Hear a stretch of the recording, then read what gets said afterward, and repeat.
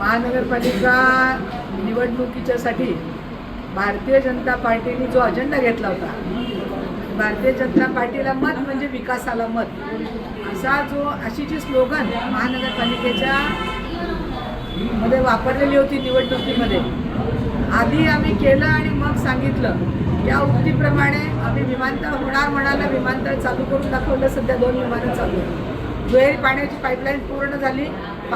दररोज पाणी देण्याचा जो संकल्प केला होता त्याच्यासाठी 892 कोटी रुपये माननीय मुख्यमंत्री देवेंद्रजी फडणवीस यांच्या माध्यमातून परत उपलब्ध करून घेतले. त्याचं टेंडर निघालं, त्याचं काम आता सुरू होईल. त्याचप्रमाणे पालकमंत्री जयाभाऊ गोरे यांच्या माध्यमातून बऱ्यापैकी विकासाची कामं म्हणजे जवळजवळ शहर, उत्तर, मध्य आणि दक्षिण या सर्व भागामध्ये जवळजवळ 400-500 कोटी रुपयाची कामं मंजूर झालेली आहेत आणि काही प्रमाणात ती कामं झालेली पण. अशा विकासाचा अजेंडा घेऊन जेव्हा भारतीय जनता पार्टी लोकांच्या समोर गेली तेव्हा लोकांना त्यांचं काम झालं, दिसलं. आणि त्याशिवाय लाडक्या बहिणींना जो निधी गेल्या वर्षभरापासून म्हणजे जेव्हा महाराष्ट्र शासन आलेलं आहे तेव्हापासून त्यांना स्वाभिमानासाठी जी भाऊबीज मिळते त्याचा एक परिणाम म्हणून त्या सगळ्या बहिणींनी ठरवलं की आम्ही पुन्हा एकदा महानगरपालिकेत सुद्धा भारतीय जनता पार्टीलाच मदत करणार. अशा पद्धतीने ही निवडणूक लढवली. त्याचप्रमाणे उमेदवारांची निवड करताना सर्व समाजाला प्रतिनिधित्व देण्याचा प्रयत्न केला.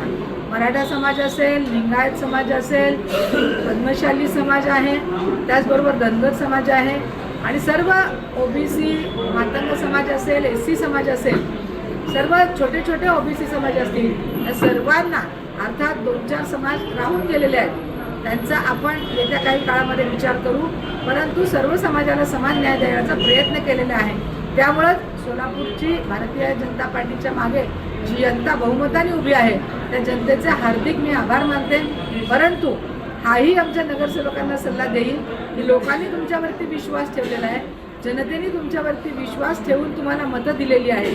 त्यांना पात्र होण्यासाठी तुम्ही प्रभागाचा सर्वांगीण विकास, त्याशिवाय शहरामध्ये स्वच्छ सोलापूर, सुंदर सोलापूर आणि धूळमुक्त सोलापूर करण्याचा जो संकल्प घेतलेला आहे आणि हरित सोलापूर, या सगळ्या संकल्पामध्ये तुमचा सिंहाचा वाटा असला पाहिजे आणि ते तुम्ही कराल.